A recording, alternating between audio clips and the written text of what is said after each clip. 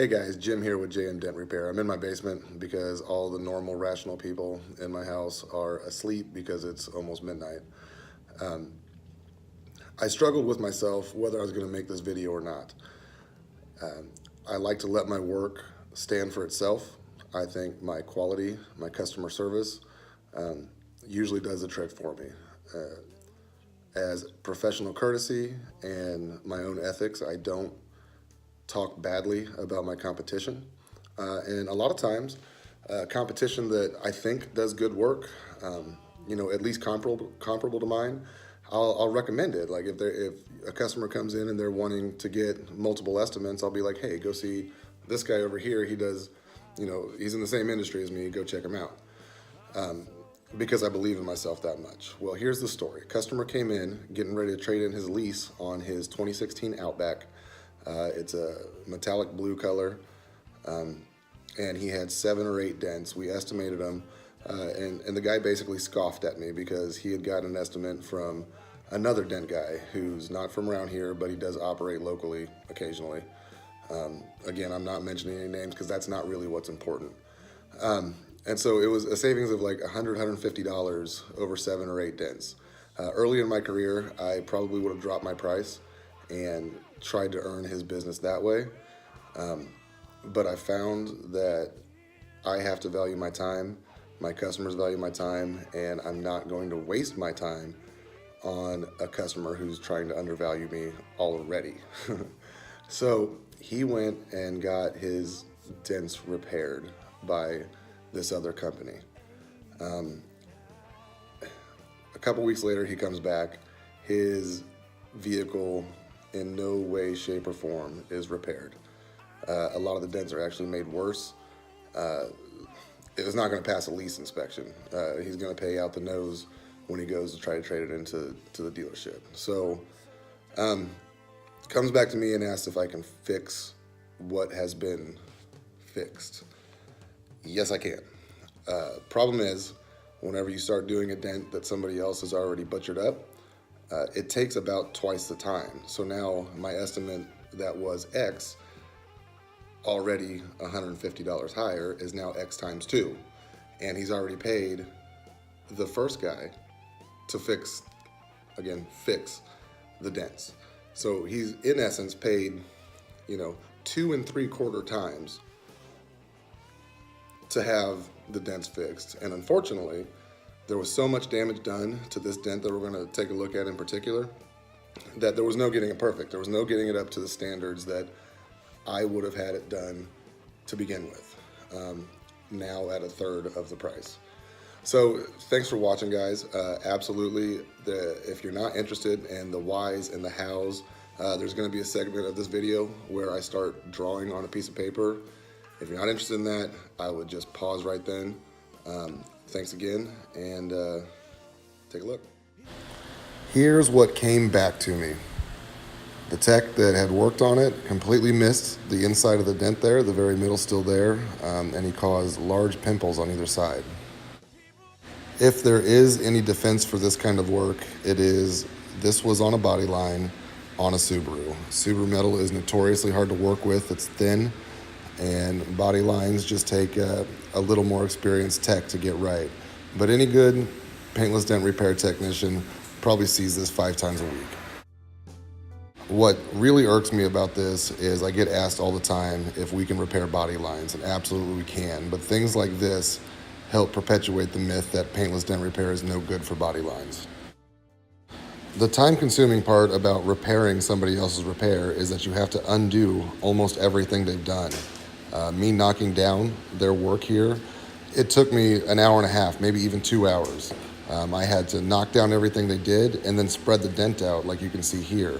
And the reality is I had to spread it out much further than that just to get it to a point that I could start working on the damage, how it should have been worked in the first place.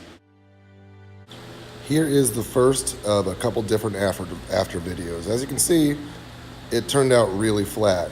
But a keen eye observer is going to notice in that white light, there's going to be a little flicker.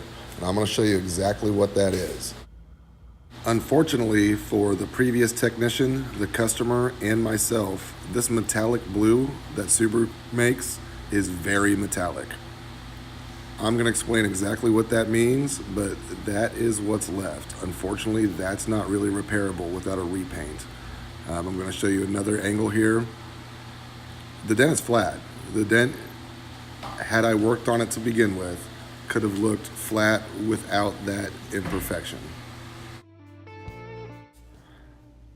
I'm going to attempt to show you several different angles of this imperfection. I drew the blue line there so you could tell that I'm not playing any tricks with the camera. So coming up here is as clear as my iPhone could get on what that imperfection looked like close up. Using natural light instead of my dent light that is purpose built to show extreme definition, you can see that it's really not that bad. It's just frustrating that I had to go through this for something I could have fixed perfectly to begin with. If you're interested in what I had to do to repair this repair and what causes that imperfection, you're gonna love this part. If not, you might wanna skip the next 4 minutes. To start, I'm gonna make a drawing of what this dent looked like to begin with from a cross section. For those who don't know, we fix dents from the inside using specialty tools that provide pressure to the backside of the dent. The myths are that there's suction cups, there's dry ice. That's simply not true. We never use that.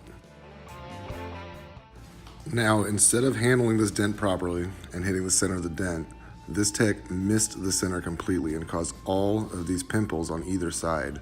It's a sign of an inexperienced tech, somebody who's rushing. Perhaps their vision is poor, I don't know. So instead of pushing up here, they push to either side. Now, it may not seem immediately obvious, but what happens on either side of that dent has a huge impact on the center. Now that there's high spots on either side, there's added pressure. Now, not only am I working against the dent, I'm also working against these high spots, which have, in effect, locked the center of that dent in place. To repair that, as I'm trying to illustrate here, I have to knock both sides down and then spread this dent out wide to make it shallower. So there's no pressure I'm working against and I can bring it up smoothly like it should have been done in the first place. In a perfect world, I would have something that looks like this when I was done. This is what the dent looked like before it was work on. It might have been a little sharper, but still very manageable. So what I would have done is I would have pushed up, slow, steady pushes. I want the entire dent to come up as one unit. Now what happened was a tech got entirely too aggressive and he tried to push everything up at once.